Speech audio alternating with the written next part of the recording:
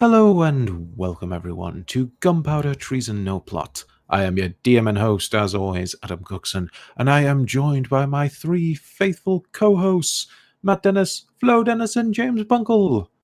Say hi. Hi. Hey. What? You really expect me to do that? No, not happening. Sorry. One day. Yes, they will be reprising their roles as Tommy, the gunslinger rogue, Sophia, the cleric fighter, and Rogar, the paladin sorcerer. Why does like every week at this time it feel like you need to prefix that with perhaps for the last time? Because it's a dangerous world out there. Dangerous. And, yeah, I mean, you guys are in a sticky situation, is what I like to call it. Again. What is D&D without peril, without fear, without dread? Probably quite a nice time, actually. Yes, it's those 3-hour-long shopping episodes where then you go to bed and wake up and go more shopping. That's what the listeners want. It's what they crave. I really want to go shopping. I haven't left in like weeks. That's just in the pod. Also true. I don't know. This is it's been a week. It's been a week since you were left in a very precarious situation, which I will recap in a moment. But I don't know. This is. I don't think, like, when I listen back to these episodes, I'm one for too much hyperbole. Like, I'll hype things up, but this is a dire spot for the party.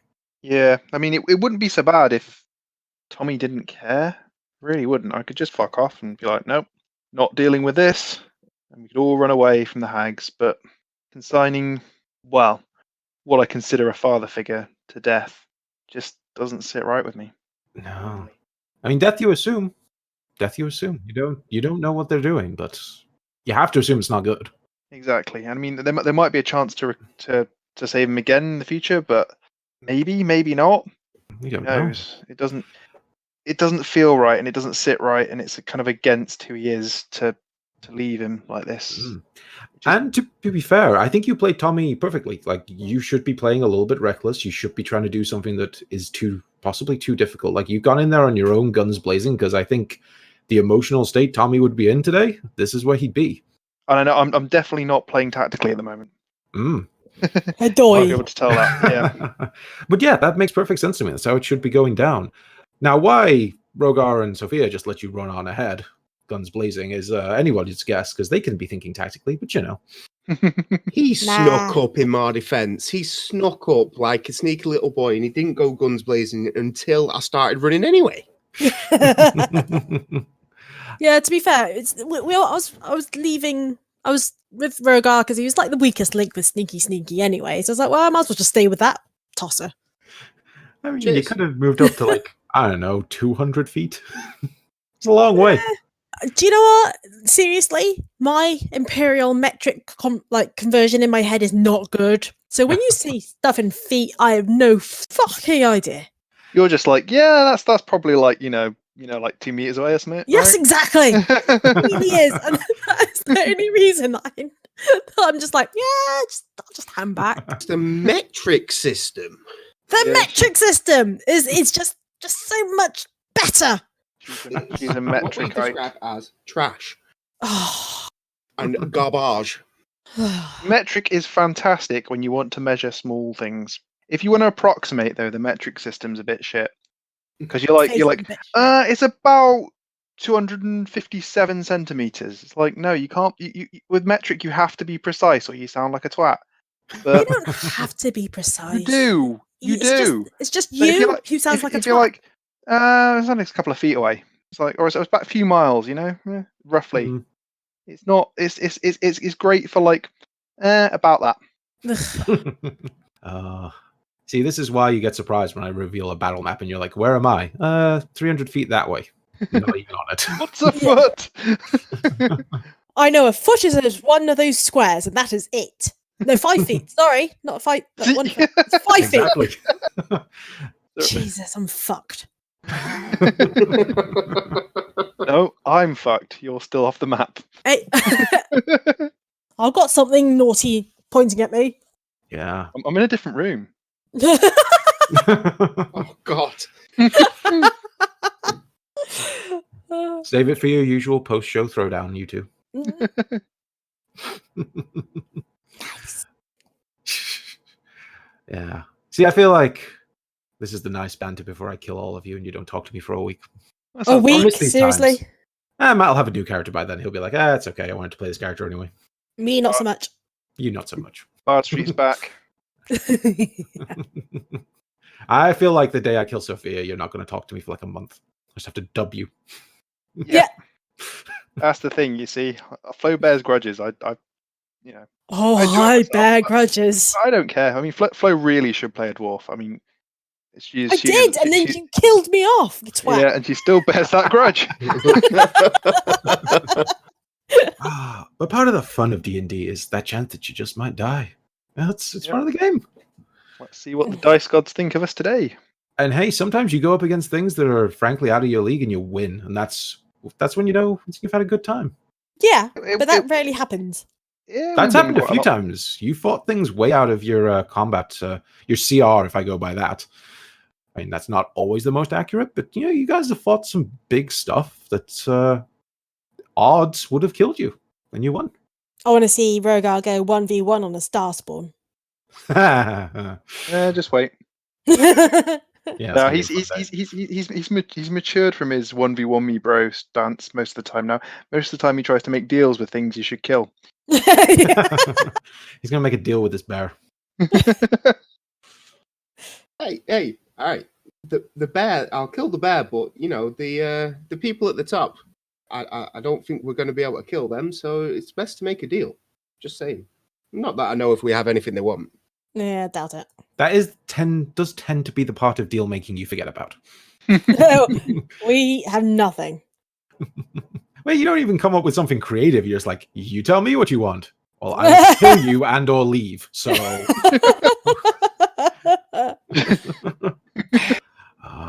but you know what? All said and done, I think we should get into things and see where the dice fall. Because at the end of the day, it's going to be the dice, one way or the other. Yeah. True.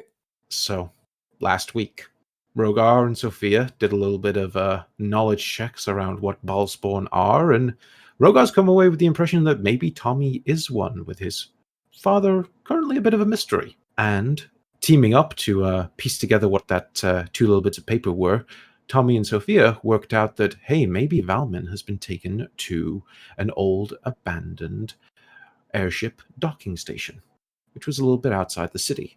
You guys checked in on the watchers, and it turns out they hadn't been attacked. In fact, they seemed fine, just, stretched incredibly thin. You caught up with their regular trader, a guy called Jacob, who sort of works with them and brings them supplies, does a bit of smuggling, that kind of thing.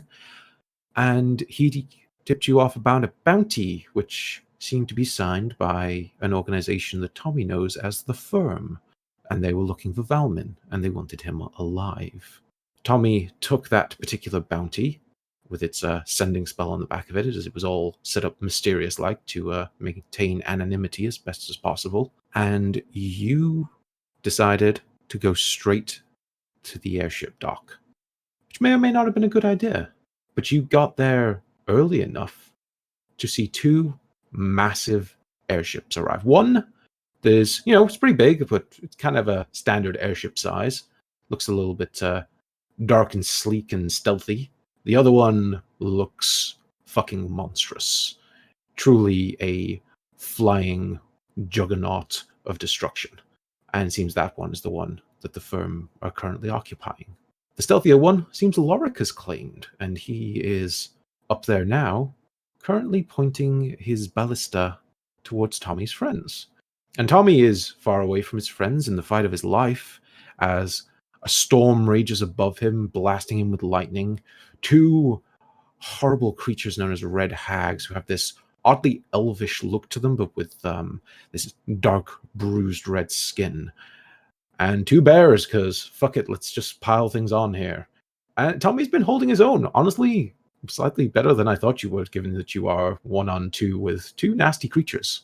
And the party have been running up as best they can. As far as Rogar last saw, Valmin is currently being loaded onto the Firm ship, and now he's staring down the pointy end of some ballista. And that's where we're going to jump back in. It's not looking good. We've been in worse situations, but not many. This is a bad situation, but I mean, I can see ways that you get out of this. Like, legitimately, I think there are, even as bad as it's gotten, there are ways out. Could you elaborate on that? Yeah. No. And I think, interestingly, as a DM, when you plan these things, you never know how it's going to go. I didn't know Rogar was going to use his dimension door to save Sophia's life early on. Didn't know Sophia was going to run in solo against Reinhold and Orthus and get chucked straight into a body bag. Idiot move. That's Yeah, expect the stupidest thing that we could do, and then you'll probably be all right. Yeah. Didn't know Tommy was going to run back into the building when it exploded. Hey, Bauman might have been in there. Might have been. And I didn't know that you would solve this puzzle on the second ticket, which means you could get there in time before they arrived. Huh. You didn't think you were gonna get it, no? We generally don't. It was a DC 20. It was a DC 20 on the investigate, and you got a 20. Like the first one with one ticket, I think I had it as DC 25, nearly impossible. When you got two pieces, it dropped to a DC 20, and you got it. Well, yeah. So we've rolled pretty well. Yeah, and unfortunately, you rolling well has kind of caused this situation. Yeah. Because I'll peel the veil back a little bit, because now it's not possible for this to happen. But if you'd have gone for the third ticket, something would have happened there. But by the time you got to here, those ships would have been leaving. Well, I should have gone for the third ticket. Yeah. But hey, we got a chance now here. Yeah, Exactly. I don't want it. Yeah, I don't want this chance. I don't want it. I don't want it. Hard pass. Well, that's the thing. The dynamics change now. Now there's opportunities. We've got Kalen from the Golden Seals currently stood on top of that platform. Lorik's in his own ship. The Firm, you don't know who's on that ship, but it's fucking huge. So possibly a lot of people. And yeah, I mean, I think the only important thing to add to our little recap here is that it turns out Lorik was a guard that you'd known for a very long time. We've been keeping tabs on the group. A little bit of a reveal there for a long-time listener. And I guess we jump back in, and it is Lorik's turn on the airship. And you can cut the tension with a knife. Tommy. Yep. You see those red hags, one in front of you, one of them which has dipped into the tower, and these two massive bears have just lumbered out the front door, and they're taking up a defensive position. You look up and you see that monstrous airship is just waiting there. You don't know what's going on because you can't really see the top of the platform anymore.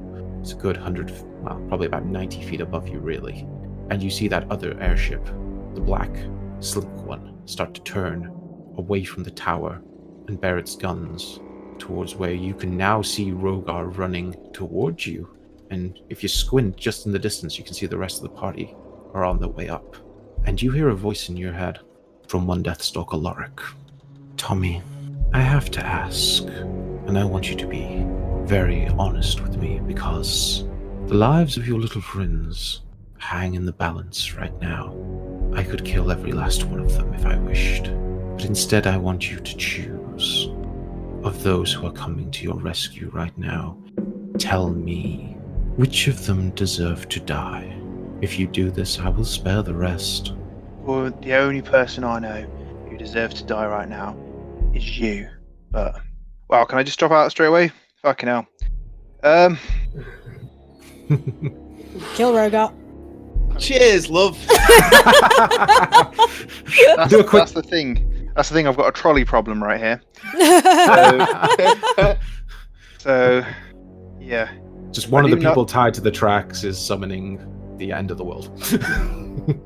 Well, I don't know he's doing that really. Yeah. If I do nothing, then you all die. If I pick one of you, potentially one of you dies. Or you could choose yourself. I could, but then I need to try and save Balmin. I could be utterly selfish in that regard, in that I don't trust any of you lot to try and save him properly. It's very true. I wouldn't trust us. I mean, I trust you guys pretty far, and I've done a lot of stuff to prove that. So, I mean, what I'm thinking is going to happen is if I pick someone, he's going to fire the ballista at them, largely because he's giving me the choice, because realistically they're quite far away from each other, and he's just trying to be a dick about it, I think. because really he would just pick otherwise, and he can't hit them both with the same shot. So Rogar's in the best position to help me, so it would make sense to pick him. But he's also in the considerably healthier. Honestly, if you pick, I would say pick me. Yeah. Twat. Why is that a twat move? It's probably the least twattish thing he's done. Oh, sorry. I thought you meant to. I thought you meant to kill. You just literally heard him say the thing you didn't say because that's what you assumed he was going to say. Yeah, you were primed to say "fuck you, Rogar."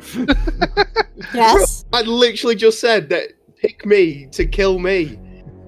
All right, fine. My lady head just heard what I wanted to hear. All right, hey, I said it. The typical woman. Hey! I can bring up gender. You can't. But I have a bad feeling if you said that, he would then attack those two because he feels as though they're more important to you. Can you insight check a voice in your head? I was going to say, can you insight check a voice in your head?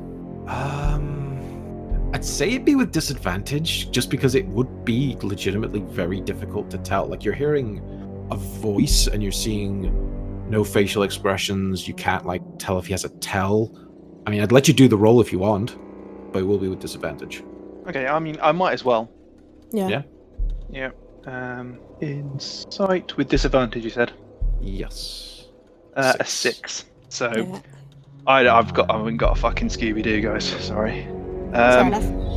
Yeah. It's just so difficult to. It's almost you're hearing like a whisper in your brain. You can't really get a lock on whether this person is lying to you or what. Well, it was worth a try. I mean, genuinely, I think I would probably pick Rogar because 2 reasons. One is, he's got the most health, so if it's going to be a case of one shot from a ballista, I reckon he's more likely to shrug it off. Sophia's nearly died twice today.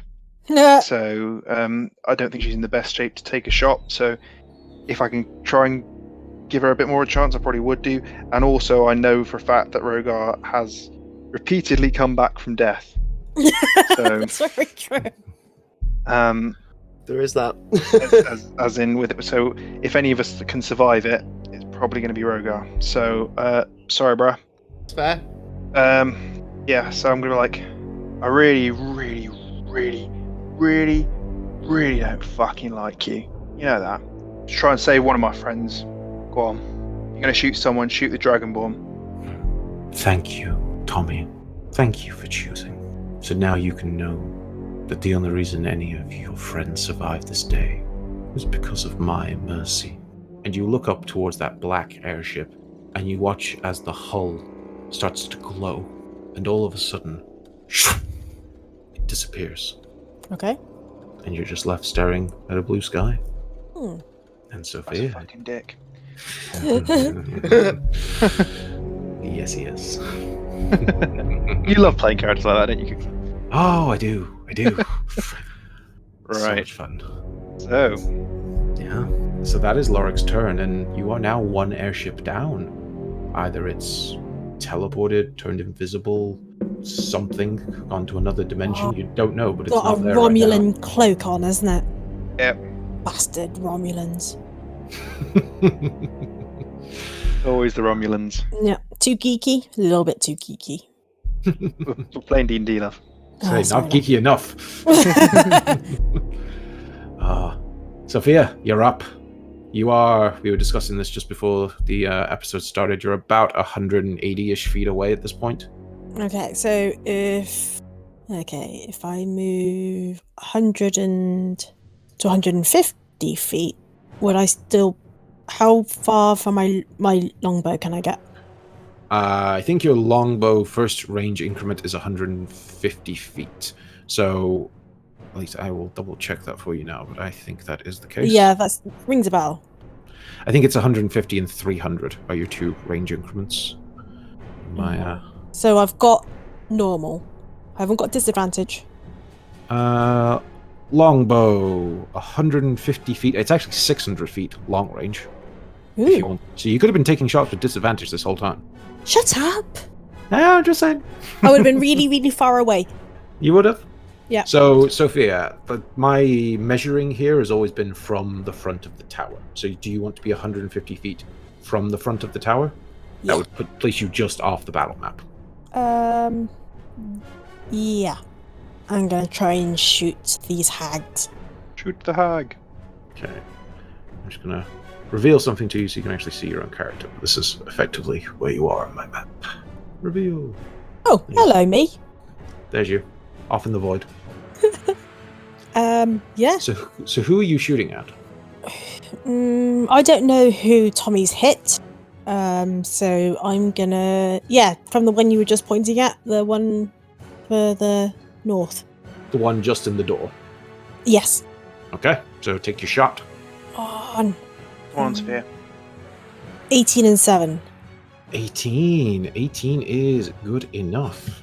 Woo! So you arc an arrow from about the furthest distance you think you can get a good solid shot with, and it just sails through the air, bursting into that radiant light as it does, and it hits this strange, eladrin-y, elf-like creature square in the chest, and she takes a little bit of damage.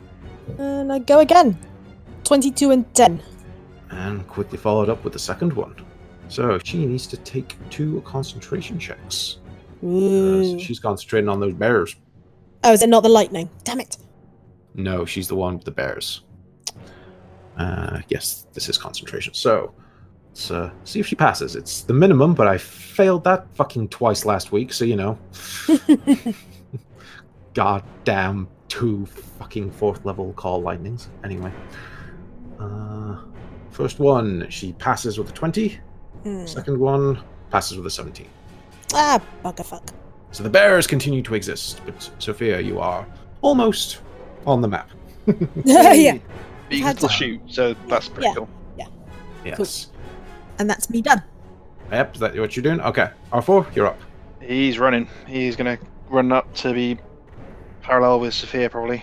Oh, you're going to stop at Sophia? You're not going to dash? Oh, she stopped, didn't she, to shoot? Yeah. Yeah, You get he's to going to about- dash then. He's going to dash as far as he can.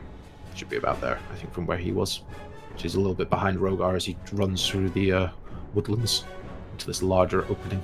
Okay? Yep, and he doesn't have anything ranged, so that's him done. Okay. It's the bears' turn. Now, the bears were told to guard this tower. So they're going to range out a little bit, but still stay close to the door. Not going to do a lot else. They're more just there to add some, big block of furry meat in the way of anyone getting to vomit. So the bears are just going to reposition a little bit, and then it's Solara's turn. And our little half-elf mage sees what Sophia did, and is going to follow suit.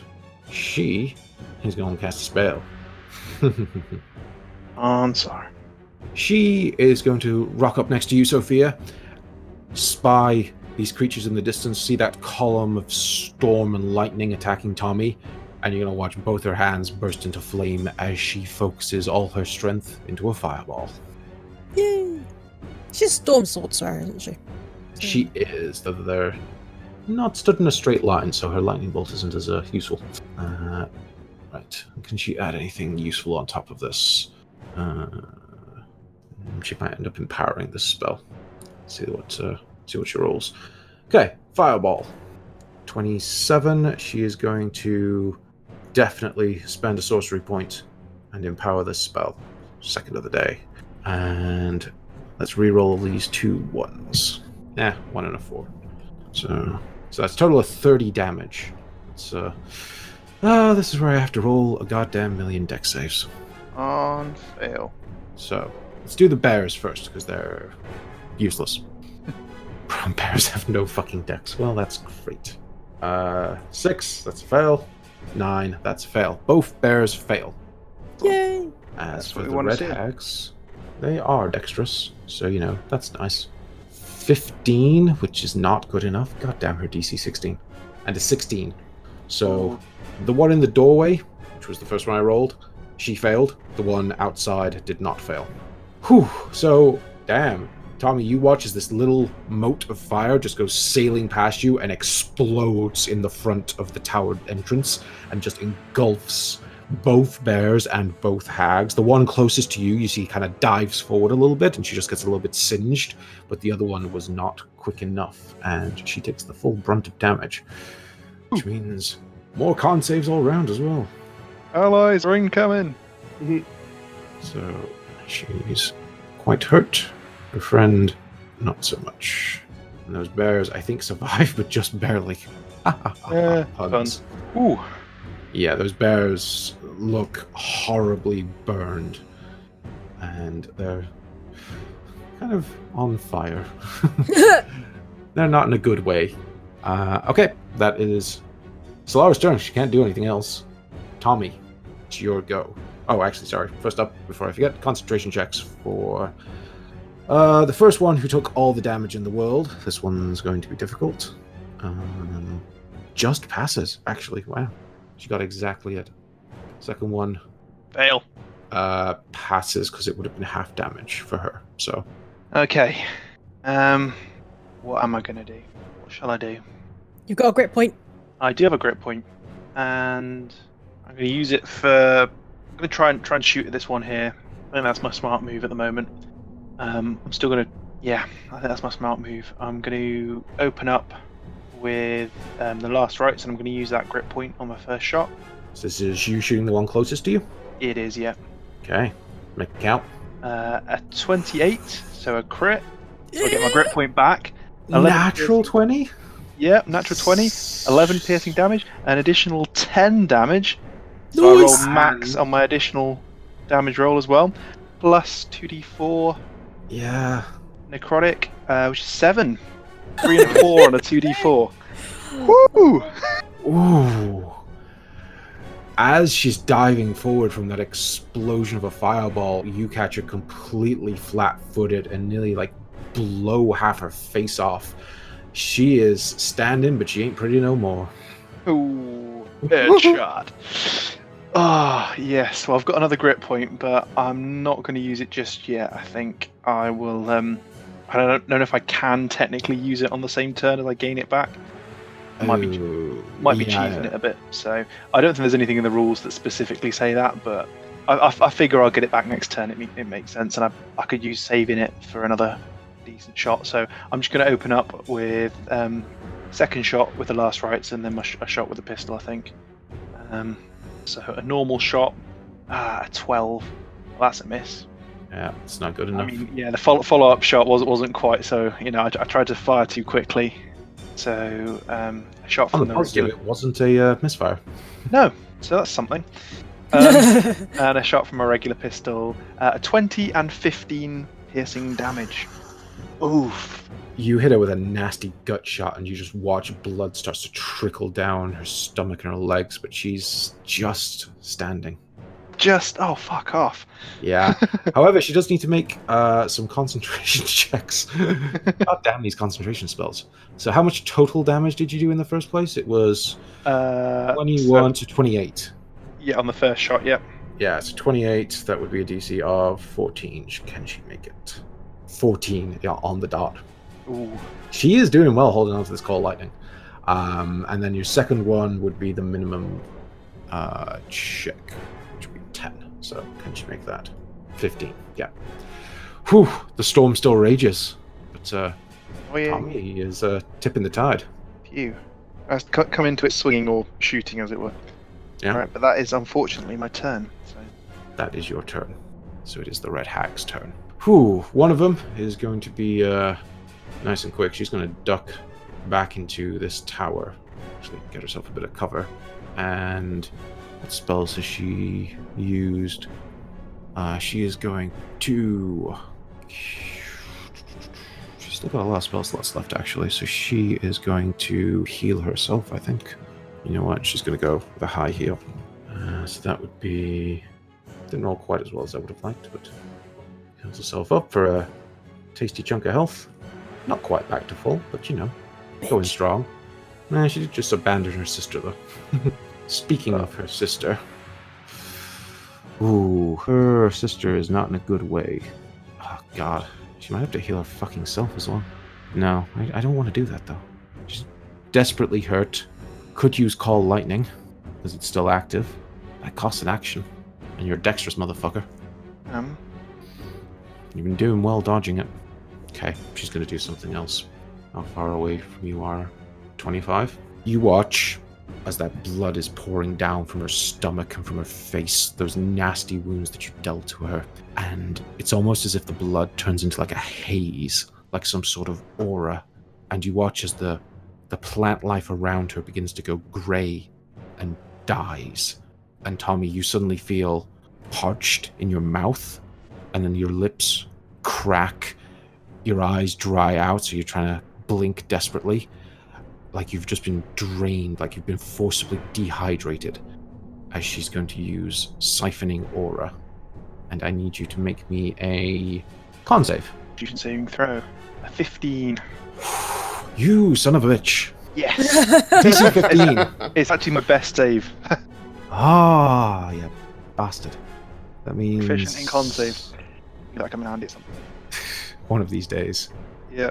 Don't have to make a lot of con saves, actually. True, I should do more. I'm So good at it. you Yeah, go for it. Yeah. would have taken 15 points of necrotic damage, so you take half instead. So that's 8 points of necrotic. Not Bastard. nice, but... However, you notice that aura persists. Oh. And what is she going to do? She going to move? Yeah, you know what? She got shot in the face. She's going to fucking move. She's going to move inside the tower and try to get some cover. Leave those bears up there. But that's her turn, because that's a... took an action. Okay, Rogar, you are far away and now not looking at a ship, but you do just see it disappear from in front of you. Yeah. Problem is kind of where I am. I can't really see much, I'm assuming. So... No, for you, you can see like the two bears outside, but those two red hags disappeared inside the tower, and you're not really certain where they are. Yeah. So I'm kind of thinking I'd keep running up. Only up... See? What have I got? 70 feet, so... Can I even get to that bear? No. I can't get to the furthest bear. Can I? Not quite, no. No. So I'm still a square away from that bear anyway.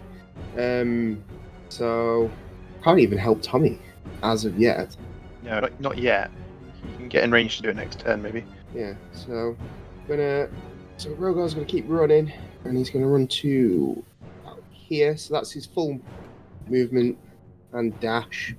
But obviously now, seeing, I'm kind of in the fray a little bit, I'm going to do the... far am I away from him? Question. Mm-hmm. Can I cast a spell through the Call Lightning spell or not? How do you mean? I mean, like, it's... If you mean target something inside it, sure, it's not obscuring the side or anything. Well, here's what I want to do. I want to... Oh, no, because it's an action. It's alright. Can't do it because I've used my action to dash. What's gonna do? But I'll be nice. I'll drop a Shield of Faith on Tommy. Oh, thanks, man. And give him his extra 2 AC as he is within range, and that's a bonus. Thank you. So you feel the loving embrace of the Whispering Man wash over you, Tommy. Shield of Faith, 2 points. Yeah, I'll just add that to my AC, so I got an AC of 20 now. Yay! Nice. Thank you.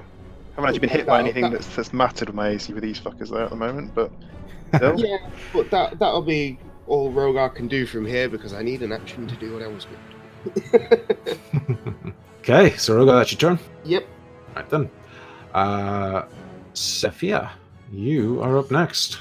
Right. That woman's in cover. Yep. Hag, I mean. How much cover? Total cover. Ah, So you can't see them from where they've gone. okay. I'm gonna move 30 feet. So, how far? Yeah, probably next to R4. Okay. Oh, sorry. Just realised I could move my fucking self. Could move yourself. Sorry, I was just like, move me, peasant, please. Get into the spirit of Sophia, yeah. Fuck yeah. Right, and then shoot at one of the bears. How close are the bears to Rogar? Yeah, shoot one of the bears. Okay. Which one? Top bear. one. North Bear. North bear. North Bear. 24 and 11. That bear goes splat as it disappears from existence because it is a conjured animal. No cruelty to animals on this show. Yeah. And I see that one go poof and realign my shot for the second bear. 17 and 10. And 2 shots, 2 disappeared fey creatures, otherwise known as bears. Bears go bye-bye. My poor bears. I mean, they soaked up some shots. They They didn't harm anyone. Else. Nope, they were just peaceful bears, just Living their life. going living about their best bear business. life. Soz. And that's my turn. That's your turn. Cool. R4, what you doing? Sprinting. Dash, dash, dash, dash, dash. Where? Don't expect Cookson to move him. You have to move him yourself. There. 670. Well, sorry, 60, isn't it? Yeah, 60. I'm doing a Rogar here. Yeah. Right. Cool. Cool. Yeah, that's R4's turn. He does not have anything ranged again. I need to fit R4 with a gun at some point. You do. Nice little gun attachment. Yeah. Pretty sweet. So it's R4's turn. My poor bears are gone, and it does leave Solara, who I forgot last time, but should have moved up a little bit from her flight after the spell, so she can move a little bit further down than Sophia. In fact, I'm kind of tempted to make her dash as well, because there's not a lot else she can do. There's no open targets, and at the moment, she doesn't know what's in that tower. I mean, maybe Valentin's in there. She doesn't want to just launch a fireball in there. So she will dash up to try to get a better look at things. And that'll be her turn. Tommy, well, in fact, everyone. This ship is so fucking huge. Everyone. You hear the engine of whatever horrifying engine this massive warship has starts to turn over, and it's definitely starting to draw power into whatever propels it. And now we're back to the top of the round. Tommy. I'm just taking a big, deep sigh. Run. It's your only option. Yeah. So what was that? A dash straight into the tower? Yep, straight into the tower, heading towards the stairs. Kind of is my only option now. If I can hear it, I'm like, shit, I spent too long here popping these fucking hags. So, I mean, unless I can get a shot off here. Can I get a shot off here on the nearest one before I make my full dash? No, 'cause she's behind that wall. Like, if you got to, like, Yeah, but that'd be more than my 30 there. feet. Yeah. I can't get there and without walking through that cool lightning again. So, okay, I'm there. I'm at the bottom of the stairs. That's my turn. Maybe a mistake, but I literally can't shoot them from where I was. Okay. Whew. Now, one positive, you're inside, so the cold lightning can't hit you. Something. It is something. Okay. So, what do they do? I think one of them is just going to... I think she's just going to hit you with a spell. Straight up cantrip, I think. Okay. I literally never used this cantrip before. Okay, then. Has a 10-foot range, so the healthier one is going to move up Tommy to what I think is about 10 feet away from you. Hard to tell on this map. And you just watch as her hand begins to glow with this sickly green liquid, and she sprays you in the face with poison. Ouch. So make me Nice. make me another con save. Okay. Come on, con. 10. 10. That is a failure. So you take... I could have rolled higher. You take 6 points of poison damage. Okay. I can live with that-ish. The other hag who is hurt is...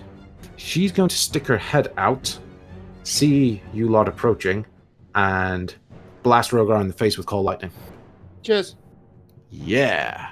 So make me a dexterity saving throw. That is a gigantic 9.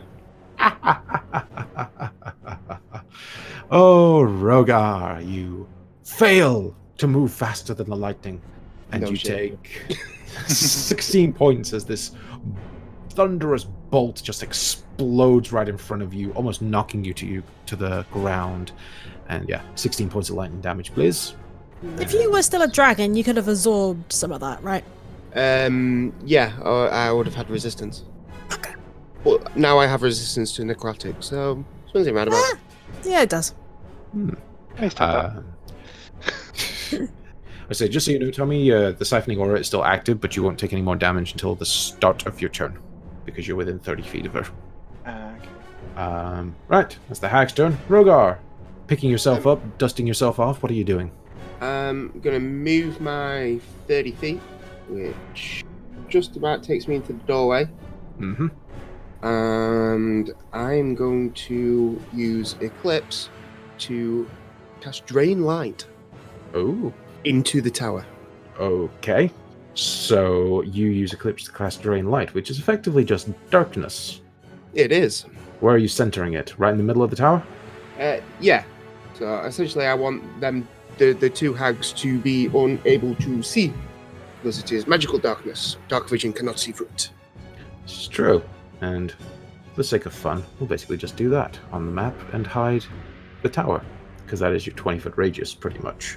So, Tommy, suddenly you're blind. Cool. I know where the stairs are, though. You know they're in front of you. It's about Crawl. all you know. They're in front of me. Okay, so Rogar, you swing Eclipse around, it absorbs the light from inside the tower, and yes, it is now entirely magically dark inside. Is that all you're doing? That uses my action. Yeah, that is me done.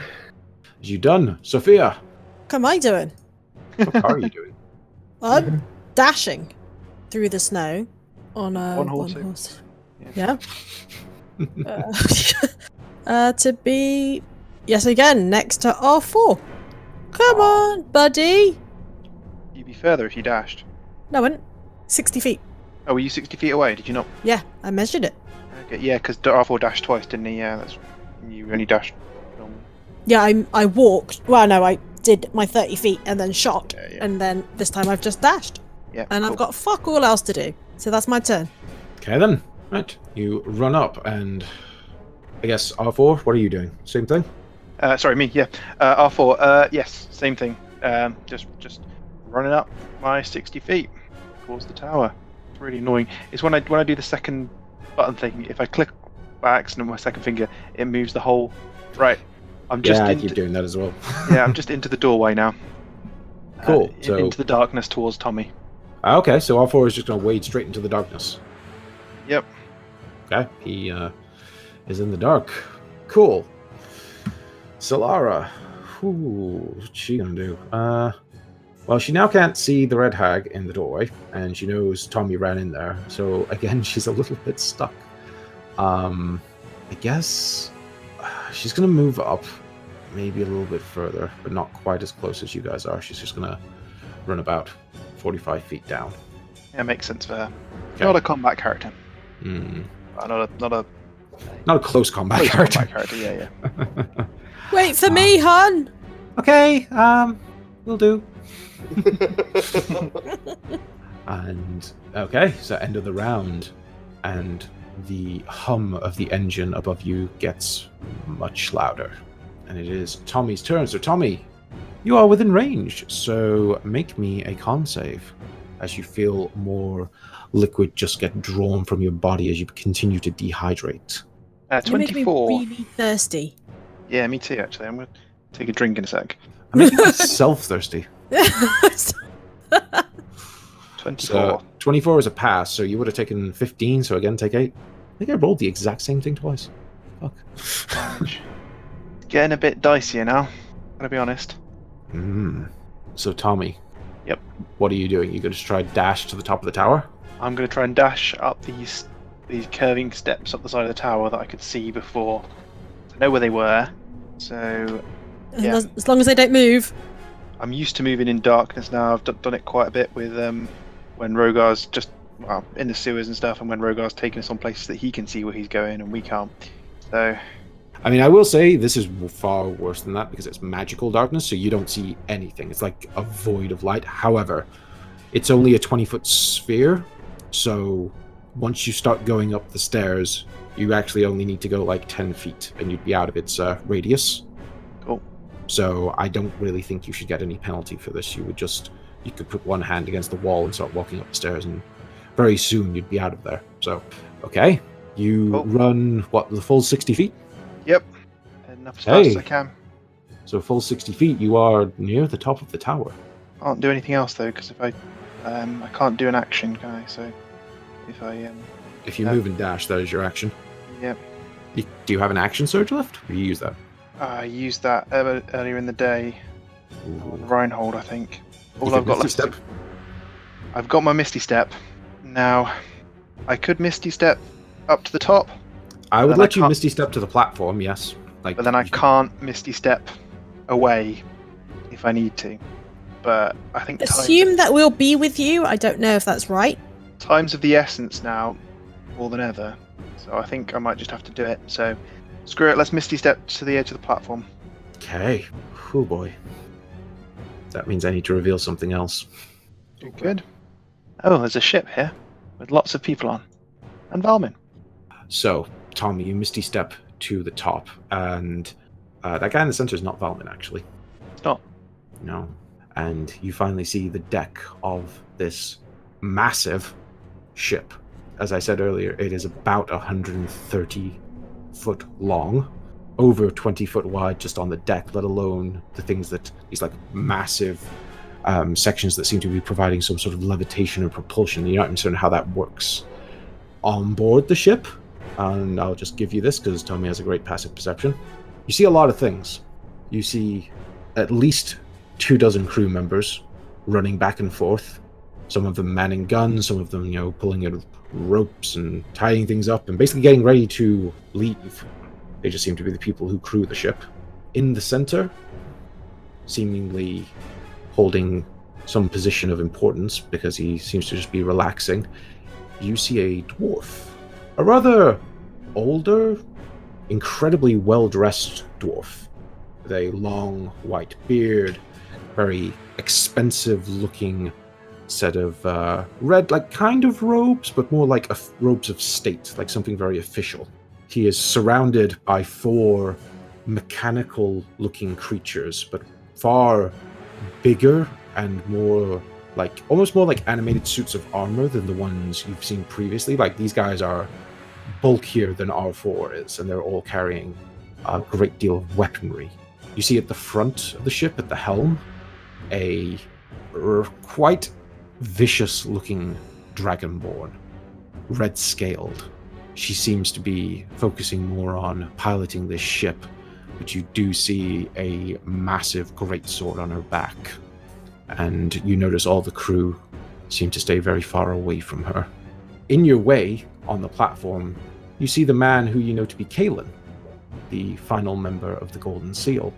He seems to be walking away from the ship, presumably after having delivered Valmin to them.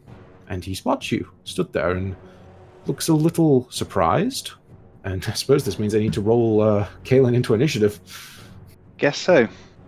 We could talk first, but oh yeah, you can talk to him, but he needs to be in initiative now. Yeah, sure. He's there. In fact, fuck. Hide. This means everyone has to be in initiative. So much initiative. My Gearforged Templars, my Mysterious Dwarf. I'm getting some 17 for the Templars, 20 for Mr. Dwarf, and where's Kalen? And an 8 for Kalen. Cool boy. That's a really long initiative. Yeah, and as you may have guessed, the ship, known as the Iron Hammer, has been going last in initiative. Whew boy, shit's getting tense. Real tense. Tommy, that's your turn. Which actually means it's Thurger's turn next. That's unfortunate timing. Ooh. Well, he sees a battered and bloody person run up the stairs. Sees Kalen in the way. You see him say something to one of the crew members, and they run down into the ship. And that's Thurger's turn. The Red Hags, though. It is their turn now. And you know what? My second Red Hag is going to move up a little bit in this magical darkness. She can't really find anything or see anyone. So she's going to activate her own siphoning aura. And what's the other one even going to be able to do? The other one, she's going to burn another spell and try to heal herself up. She's kind of stuck, but she doesn't really want to leave. So, nice heal. So they do some things in the darkness. and that is their turn. Rogar, make Okay. me 2 con saves. 2 con saves. Because you're now in 2 siphoning auras as you too feel yourself becoming horribly dehydrated. And I get disadvantage. Yeah. Yeah, but you do have resistance against necrotic damage, so you know, swings and roundabouts. True. That's a natural 1. Ooh. Ah. That is an 11. So that's 2 failures. The first one, it causes you to take 21 points of necrotic damage, so you can half that. So 11. Yep. Yeah. Second one, also 21 points, so 11. Oh, man. Well, that sucks ass. Well, at least at least it was only 22 points rather than 44. So. True. And that's the Red Hag's turn. Rogar, you're up. Oh, sorry, that was your turn, Rogar. It's your turn. So what are you doing? Can I see in this darkness, or am I blind like everybody else? You can see in it, because you have Devil's Sight. I do have Devil's Sight, which is awesome. Cheeky devil, you. Yeah, I'm also very hurt. They don't know where you are. That's true. They do not know where I am. But then again, do I have anything ranged that is useful? Probably not. One of them's near death, This is true. and Eclipse does buttloads of damage. Yeah. So, yeah, that's kind of what I want to do. I want to run up to the one that's near death, whichever one that is, but obviously I can't see because it's up Well, at the top. you could probably tell because she's bleeding heavily. Yeah. Okay, so you run up to the one that's near death. And I'm going to take a swing with Eclipse. Okay, take a normal swing, not one with advantage, because as you run inside, you hear her go, "Oh, sister, this one comes to us. We can sense his blood. It will taste glorious." As she seems to know exactly where you fucking are. Yeah. That's a 15 with 9, but I get to reroll one of them. I get to reroll both of them. You roll 2 1s. I rolled 2 1s, so that's what? That's 2. Oh! And I critted them both this time. So I rolled a 15 with. Hang on, wait. 12 plus 7. So with 19 damage. Okay. And I'm going to stick a 2nd level Divine Smite on it. Ooh, burn. So that's another 8 on top of that. So that's 27 damage. Ooh. So those of you outside staring into this darkness suddenly see a little flash of green as this sphere of black just illuminates for a moment. But Rogar, Eclipse still feels hungry. She's still alive. What? These fucking hags, man, I swear to God. Pumped Yeah. so many rounds into them. They've been healing up a lot. Fuckers. Well, there's only one thing for it, and that's take another swing, isn't it? So this time I rolled a 12. And a 12 ain't good enough. Shame. Yeah. So unfortunately, that will be it for me. Okay, so you end your turn and she is still alive. That means it's my Gearforged Templar's turn. Ooh. They see you come up, and I mean, they're not going to run out to engage, but they are going to form a bit of a defensive barrier. There's the second line of defense up here, and that's going to be their turn. Tom, you watch as these large mechanical creatures all sort of spot you in unison and move just like this eerie synchronization to stand in front of the dwarf, who seems to be, you're guessing, the man in charge around here. Sophia, it is your turn. What the fuck am I gonna do? That's a very good question. The fuck are you going to do? I can't do fucking out. I guess I'm. Unless Rogar ends the magical darkness. Well, you can't do that now. No, you can't. But The only person I can see is Solara. It's true. You can shoot her if you want, but it seems a little No. rude. And I can't. Can I see the tower at all? Yeah, you can see the outside of the tower, yes. Do I know where this? I know where the door was because I shot the woman through the door, didn't I?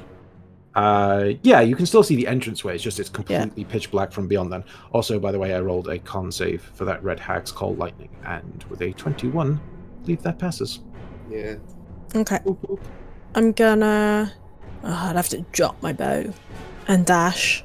Actually, can I? Yeah, drop my bow, dash, and get my sword out. Sword and shield out. You can do, yes. And I'll just wait by the entrance. Okay. Ain't You nobody stay at the gonna go entrance? past me. Yeah.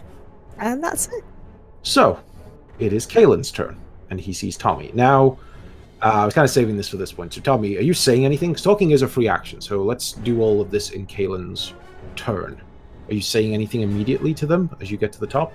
Yeah, I am. So I burst into the top, into existence at the top of the step. Oh, for fuck's sake. Look, I don't give a fuck who you are. I'm just here for my friend. I've had a really, really fucking bad day. And I am incredibly pissed off. Well, that's interesting, because I don't really care who you are either. And bad day or no, I would warn you that if you walk past me here, the only end for you is the grave. I'll say this, I'm not going to stand in your way. My contract is complete. I have no more business here. And as a organization, we do not hold grudges during contract. So, I am perfectly happy to leave you and go on my own way. Offer him money. Heading off on his own way. I ain't Yeah, offering no. shit. Offer him money to fight with you. That's an idea. How much do you charge for a contract? It depends on the danger of the contract. Pretty much certain death. Small chance of success. You know, you're funny, I'll give you that, but he kind of looks behind him at the warship and all the guards getting ready and goes, that would be, well, a rather quick end to my career, I would think. See yourself. Missed out on a fair bit of coin, but what can you do, eh? What use is coin if you're not alive to spend it? Took you for a gambling man. As you say that, he looks at you and kind of smirks a little bit. If we were in a tavern, perhaps you could call me a gambling man, but I do not gamble that much with my own life. All I can do right now is warn you that if you try to go aboard that ship and rescue, I'm assuming, someone close to you. I'm guessing that gnome that we delivered was important to you. You I say understand that. Well, that's fair, I understand that. But the gnome is no good to you if you're dead. And if your actions get him killed, what good was that? I can assure you this. There is nothing in my contract that says I could not tell you this. Your gnome friend is alive. They took him below deck. Do you know anything about these people at all? Anything you can help me with? Roll me a persuasion. 2. Oh. Tommy's not feeling very persuasive right now. He's pretty battered and bruised and bloodied. He's not at his most eloquent, shall we say. Kalen looks at you and then looks over his shoulder again, and he takes a few steps forward and goes, I'm afraid that would be telling on a client that is within earshot. And currently I owe you nothing, for you have paid me nothing. Anything I do know would cost you, and perhaps you might be best not asking such loud questions. Perhaps. But most days I'll give slightly more than a fuck about my own safety. Today has not been one of them. Today has been a rather shitty day. A shitty day like you probably can't imagine. You are one of the causes of said shitty day. But I can see you're just a man trying to do a job. And right now I have a larger fish to fry. So you're not gonna try and fillet me with that blade? I will not blow your fucking brains out right now. Fair? He looks at you with all the bravado, but sees that you're in a lot of pain and lightning singed. And I'm kind of picturing Tommy right now. If any of you played Metal Gear Solid 5, where he has like all the blood all over his face when he's just completely fucked by the end of it. That's what I'm kind of seeing Tommy like as he gets to the top of these stairs. Just like still trying to go on, but it is in just agony. Pretty much. That's pretty much how I'm playing it. Yeah. Kalen sort of shrugs and goes, Look, I'm going to take a couple of guesses here. And he sort of looks over the side of the platform down below and goes, "Those are your friends coming in here, and if you're at the top of this tower, then I presume you have got past anything that psychopath put in your way. That's admirable, yes. But you might not be thinking things through right now, so let me do that for you. If you and your friends come barging up here aggressively, you will die. There is no other way to say it. Now, I get that you are concerned for the welfare of that gnome, but take this warning to heart. I may not try to kill you. Frankly, all I want to do is leave here today. I have everything I came for. And given that you're here and alive, I'm assuming Reinhold, Orthus, and Ellis are all dead? Ellis is the wizard bloke, yeah? That would be correct, yes. Yeah, he's still knocking about. He might not like me very much. I gave him a slap. The others, very much dead. We had a bit of an altercation, as it were, a little while back. One of them spat on me. I did not take it very kindly. And, yeah, he's very much dead. As is his brother. Reinhold and Orthus worked well, but as I say, we do not hold grudges during the completion of a contract, so I'm not going to hold their deaths against you. And thank you for telling me that Ellis is alive. That is good information to have. I might have just abandoned him otherwise. It's alright. I don't like him very much, but I was in a bit of a, shall we say, angry mood, losing a good friend of mine, and him being the culprit. And at the time, I was very much of the belief that he had burnt to death or been exploded inside a building. So, not exactly my happiest mood. So, if you do see him, do pass on my regards. Sorry about the slaps, sorry about trying to shoot you. You were being a dick and in my way. Old man. I am sure he has already forgotten all about it. Well, apparently you don't bear grudges, so let's see how that goes. Look, if I'm going to walk away from this, which every fibre of my being is saying, don't fucking do it, Tom. You'll never see your mate alive again.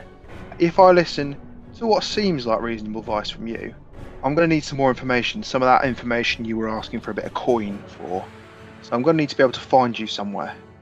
How about this? And he walks a bit closer to you, and you see he is brandishing this like long spear. And he's kind of like pointing it at you like he's going to come at you, but easy there, you don't pal. see him attack you. And he goes, "Look, they will leave shortly. When they do, I am here alone. I can understand, given your current mental state, that might not go particularly well for me, but given how much you're bleeding on this platform, I think I can at least take you out. Maybe not your friends as well, I don't know. Depends if the gods are with me today. So I'll do you this. No coin.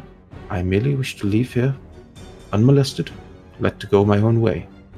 You let those people behind me leave, and I will tell you what I know about them. Could we agree to this?" Tommy takes a second. He stares past the man standing in front of him, brandishing a spear, at the dwarf you can see on the platform, surrounded by armed guards.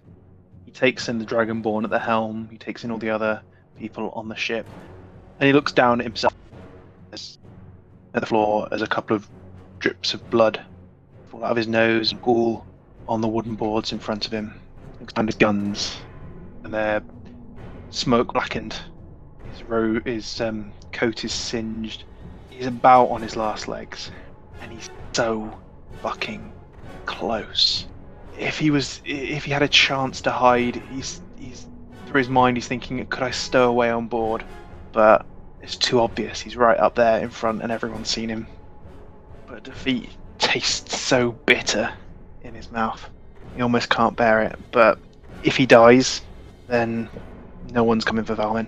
And right now, he's seeing some of the logic in that as he stares at those little droplets of blood on the wood in front of him.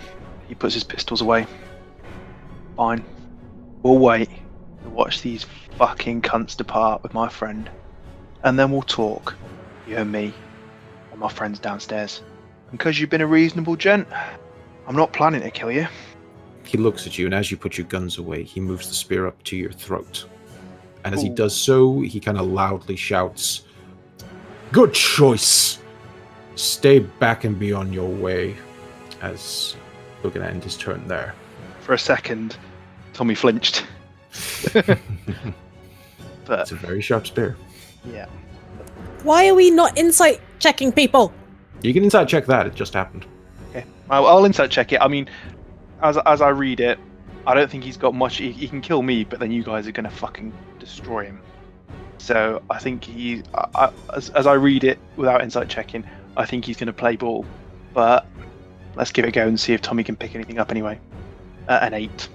An 8. You're not sure. Maybe it was performative. Maybe he's turning on you.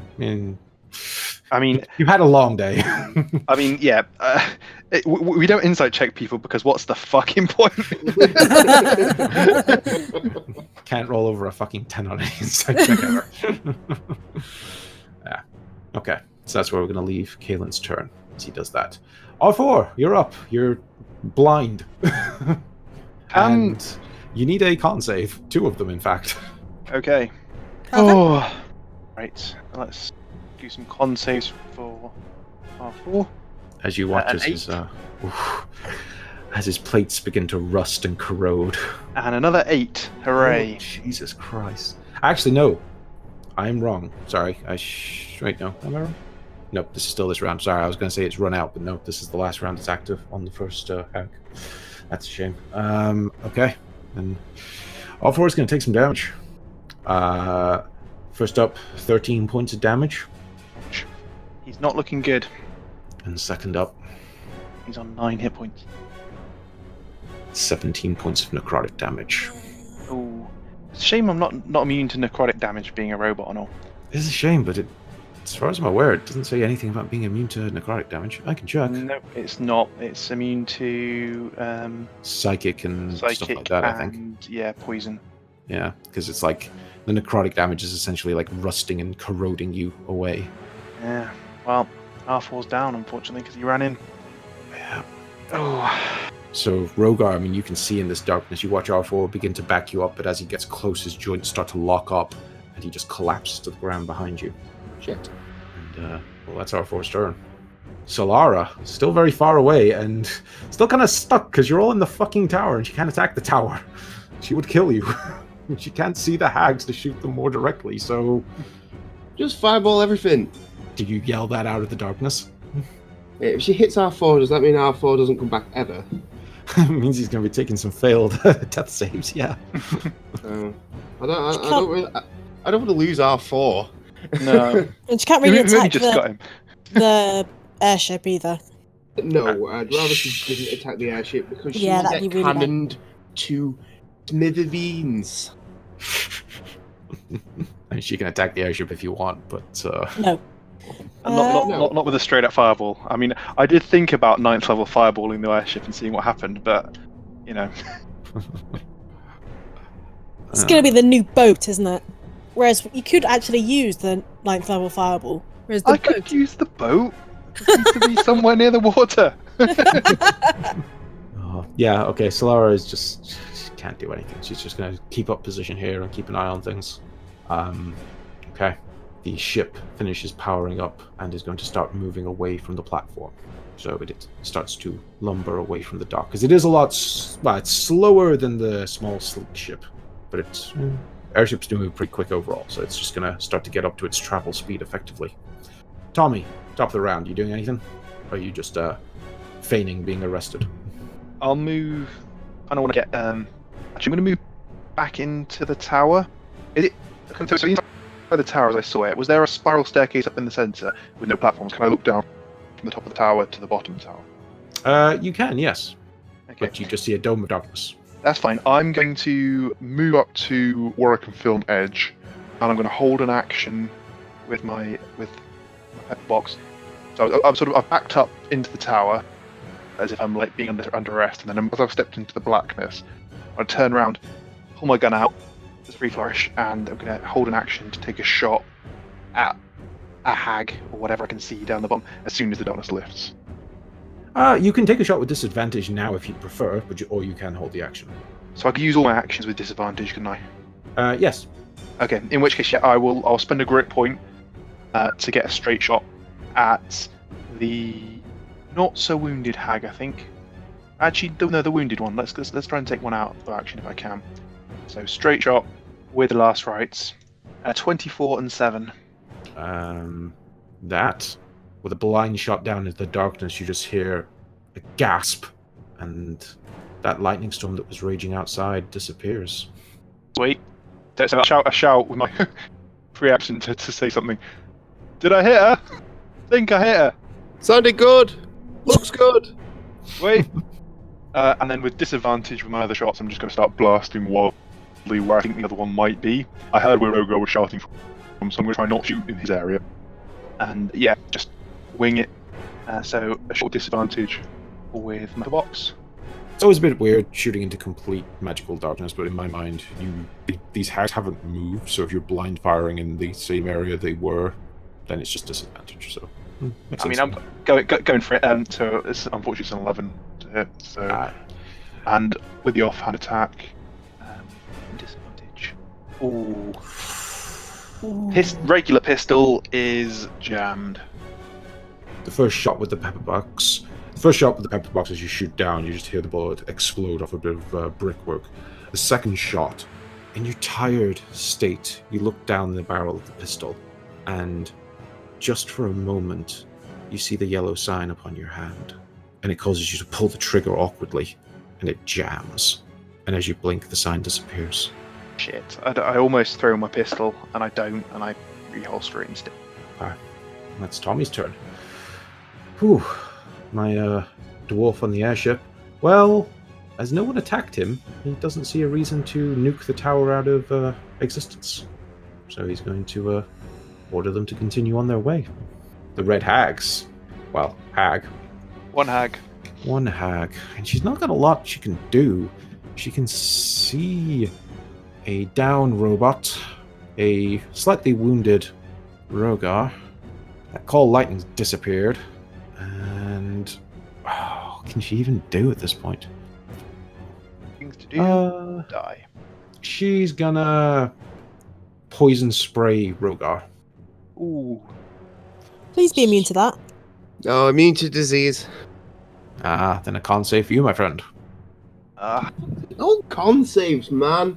Yeah. That is a 16. Ooh. Seems That's not good enough. What? She has a DC 17 spell save. Yes. That is 7 points of poison damage. Oh. Not too bad. It's just poison spray. Just a little cantrip. Okay.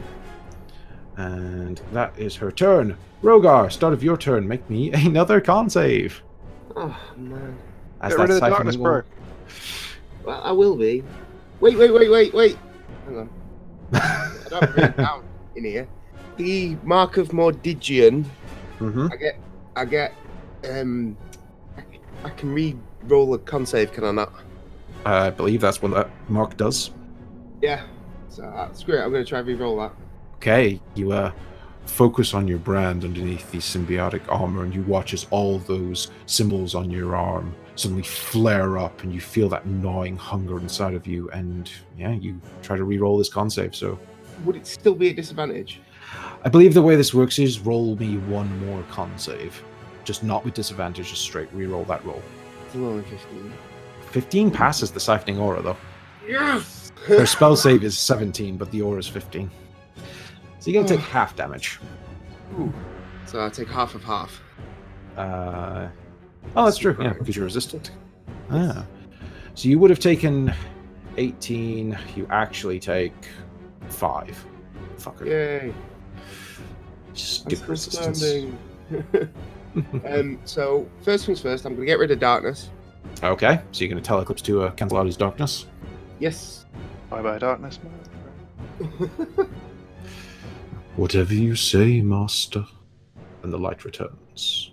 And then I'm going to take another couple of swings at this one to try and rub her out. Again, it's 16 with 13. 16 is good enough. That's it. One. That's a 25 with 12. What, can we roll one of those d6? Oh, so 25 with 12. Okay. And you know what? Another first level Divine Smite on top of that. 2d8. Go for it. Use that Divine Paladin Wrath. So there's another 5 on top of that, so 17. Okay.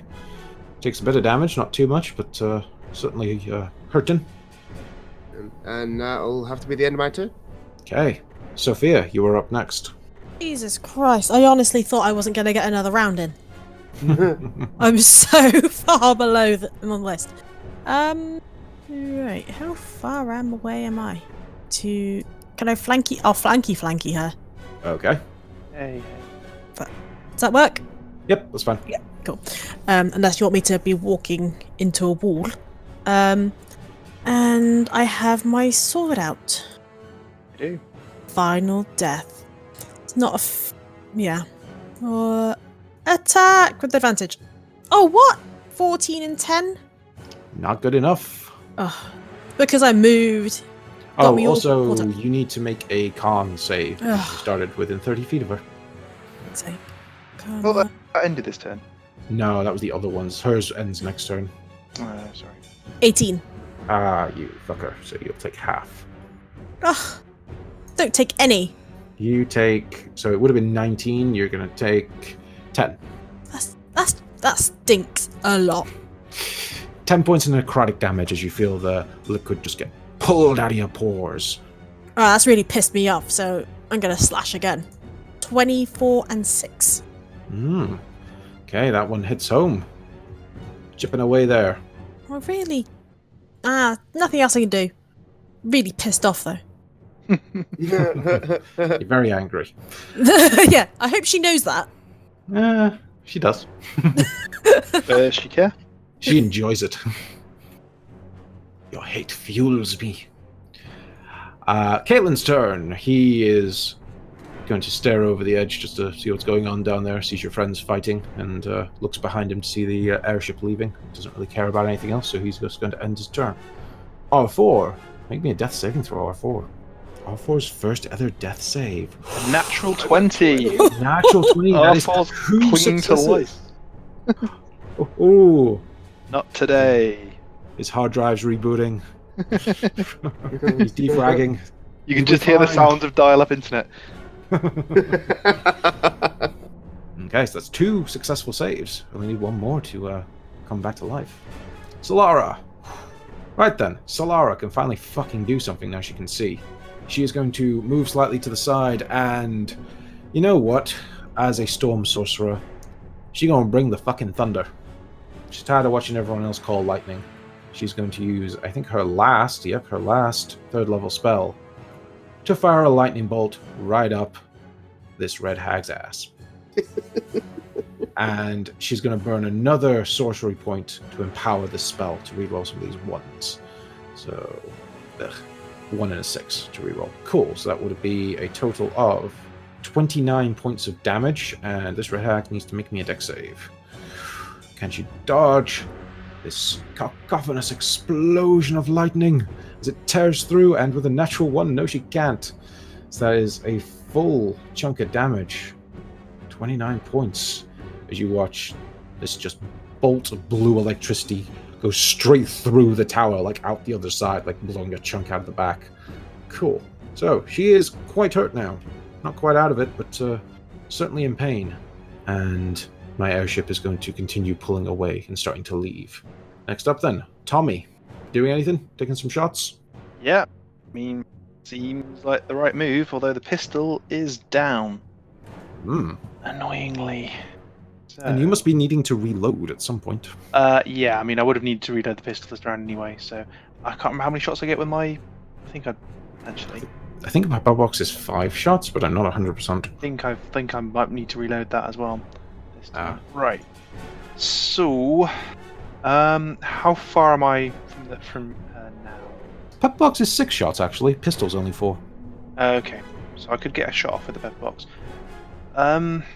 Yeah, I'll take my last shot with the pepper box. A 16 and 8. 8 hits plus the necrotic. Yep.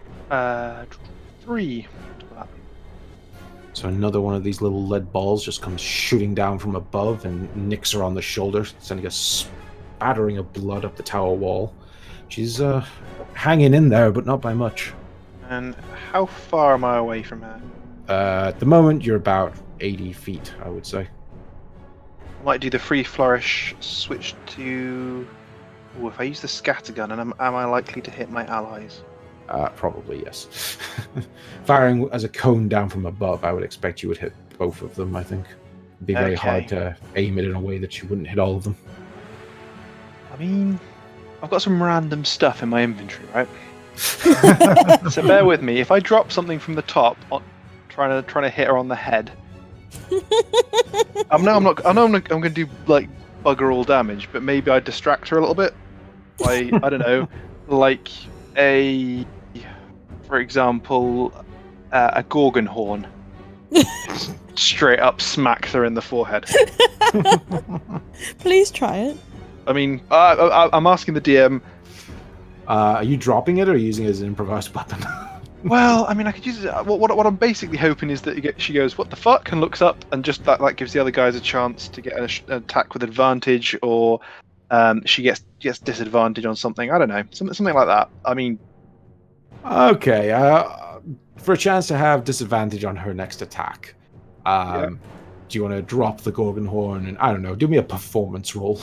Okay, I'll take that. I got to do something. Okay, so. Straight up performance roll of a natural 1. It doesn't even fall off the edge. You hit Rogar in the face. Oh, sorry. Cheers. Thank God for that. Sorry, bruh. Okay, so tell me that's your turn. Oh well, it was worth a try. It could have been gold. It could have been amazing. Could have been that one thing that helped us out. Trying to give her the horn, were you? Yeah. Way. Well, she's been making eyes at me all day, so you know. Okay, well, she's gonna continue since she's running out of spell slots to poison spray Rogar in the face. Make me another con save. Sake. Bloody con saves. Hey, why change a winning possibility? You can see him grimacing every time she does it, so she's just like, yeah, I'm on to something here. Ooh, 17. So I think that is half damage. No, actually, a pass means you completely dodge out of the way of it. Yes. The poison wafts over you, but it has no effect. Sad times. That is her turn. But Rogar, this is the last round you need to do this. Give me another con save with disadvantage, because you're taking some necrotic damage. Oh. A 6. Ooh. Oh, God. So you would have taken 19 for you, 10. Ooh. You'd be goddamn lucky you're a ghoul. These hags stick around, don't they? Jeez. They fucking do. Did tell you it was encounter for all of you. They're fucking nasty. Yeah, I was doing pretty well then. Yeah? Rogar, it's your turn. What you doing? Kill It'd be even this worse. fucking It'd be even worse if the siphoning aura healed her. So, Ooh. sadly, it just makes Rogar look like some sort of dried out husk. That would be just bullshit. It's advantage now, isn't it? It is. Desiccated ghoul for 1. 26 with 14. Well, I mean, that hits. No. And another one. 22 with 14. And you know what? Last Divine Smite. 2d8s. Oh, God. Oh, Jesus. And I rolled Christ. Snake Eyes. Wow. 16. You follow up your first attack that kind of cuts across her with a truly vicious return blow, and you just watch as she bleeds heavily from the wound, but is still standing. No freaking way! Come on, man! She has 2 HP. God, no. Oh my God! You know what that means? Sophia, roll me a con save. Fucking hell. Oh, I love this aura. I'm glad This I saved bullshit. it for this moment. 23. Fuck you. Die already. I still take damage, don't I? Yeah, take a total 7 points of necrotic damage. Oh my god, I am Would not have been well. 14. Why won't she die? Sophia, finish this. Oh, I hope so. Jesus Christ. Heavily wounded. Two And hit so is points everyone left. else. I've got advantage. I should fucking hit her. Die, bitch! Two attacks. 22 and 5 damage. Yes.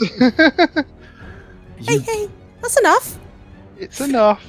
You grab Final Death, your new longsword, in a hand that's all like wrinkled and dried out. Your skin's cracking from the lack of hydration, but you swing it right through her spine as she collapses in a heap on the ground and just begins to turn into just literally just blood, like thick congealed blood. And you notice her sister is doing the same in the corner as these strange fey creatures are returning to the earth, and she's dead.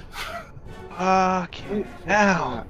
I kind of slump over and be like, Tommy, you alright? Yeah. Alright, cool. Bauman's not though. So I've been waiting to do for fucking ages. I have a water skin full of half-orc blood. I am fucking drinking it. Okay. First now. up, R4, do me a death save. Oh, yeah. fuck's sake. As he's Someone a please- corroding pile of metal in the corner. Can someone please stabilize R4 somehow? Oh. A 19. 19. So that is 3 R4. successes. Yeah, He's he stabilized back. himself. He did. He doesn't need your help. Do it. Reboot. Turn him off, turn him back on again, and he is fine. So you have essentially survived, which means I believe you stabilize. So you have, so you have 0 health, but you are no longer dying. R4 is just offline.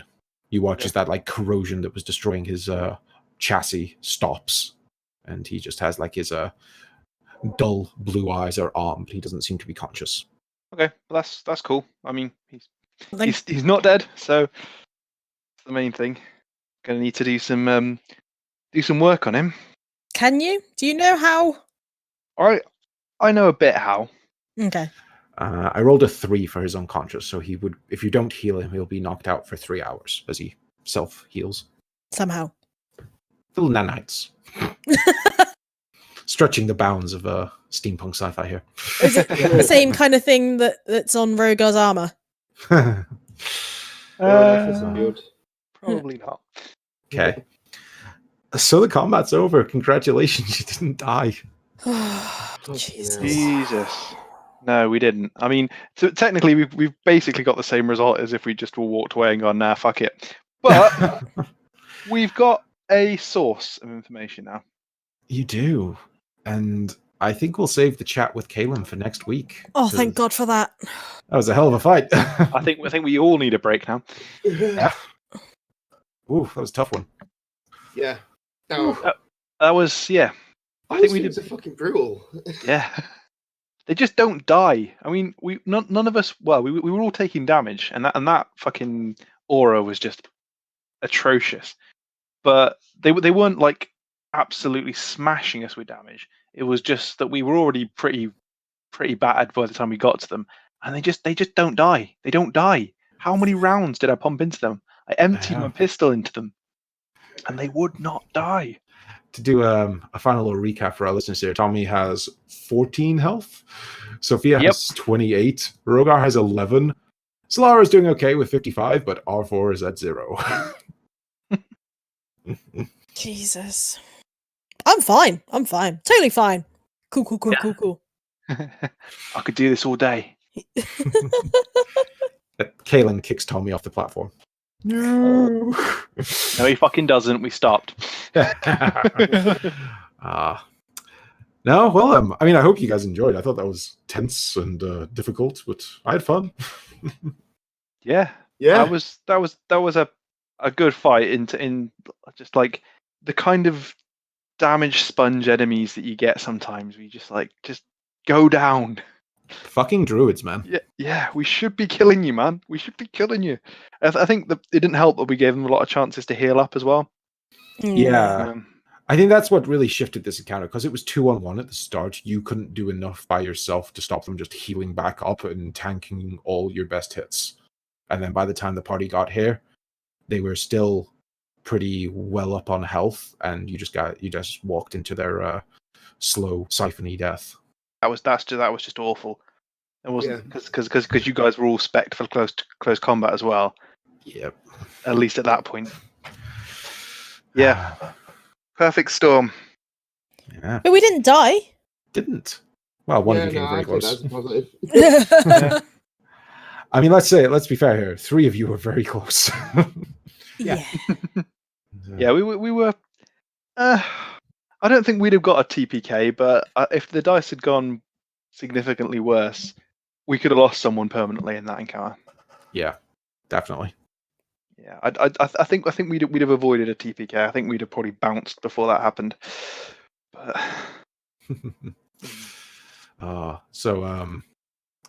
yeah, thank you for joining us, everyone. I hope you enjoyed this hell of a day for our kickoff to Arc 2. Yeah. Jesus, I know how Tommy feels right now. Is it still one day? And it's not like it's midday. I mean, we Please let me sleep. You just hear from outside the tower now. Oh, you little shits! Fireball! Oh. Come on, man! You fuck with us enough today. Well, if you want to listen to our show on other services, you can do, because we are on all podcast providers. If you want to chat with us, I am on Twitter at Treason. My players are there with their player names and GTNP at the end of it. We also have a WordPress website and a Facebook group, both under Gunpowder, Treason, No Plot, with lots of information, gallery, lore, stuff like that. And I will hand it over to my players to say their own little goodbyes.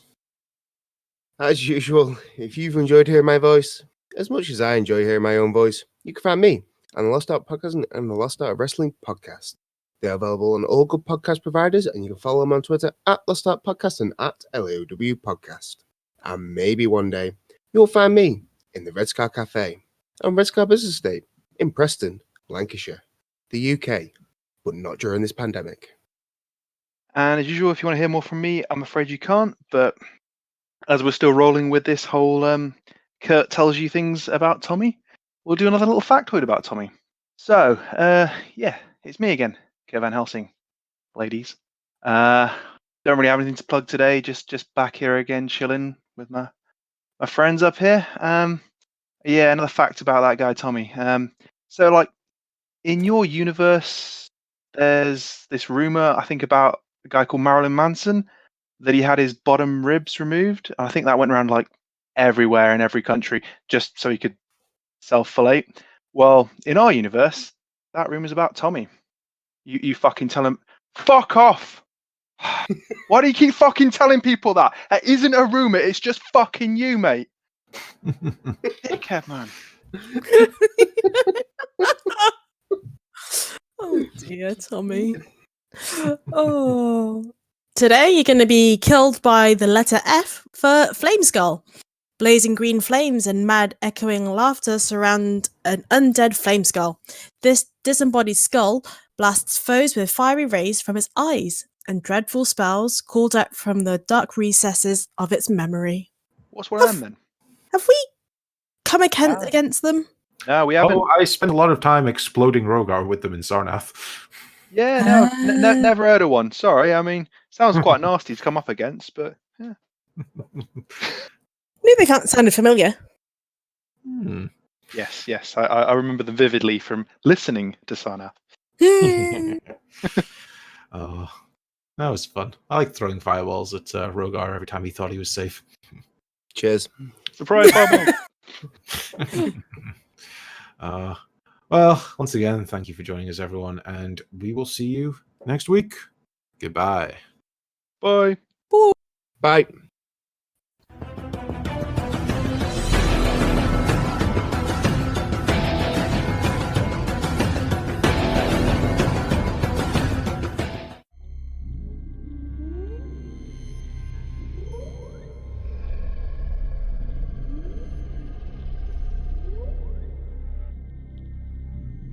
I found this Theron black box. I thought you might want to take a look at it. She hands over a clear rectangle sheet of black glass with smooth edges. Oh, wow. This is really cool. Where did you get that? You shouldn't have that. I found it on a Theron ship that crashed. Maybe I could take it to a friend? I would use the word friend lightly. Misha walks over to a small filing cabinet that's next to his bed, and he takes a key from around his neck.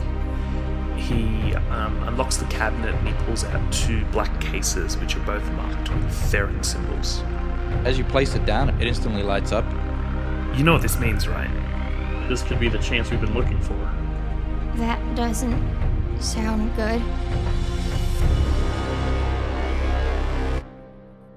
Sons of the Fathers is a sci-fi horror podcast using the 7th edition Call of Cthulhu role-playing system.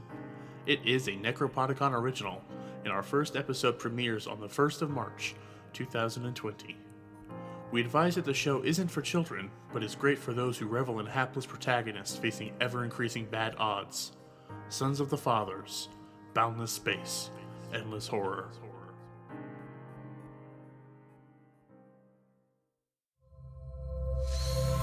Necropodicon. Hard to pronounce, easy to listen. Thank you to Sirenscape for some of the music and sound effects that you heard within this podcast. They do amazing atmosphere and music, so make sure to check them out at www.sirenscape.com. Epic games need epic music.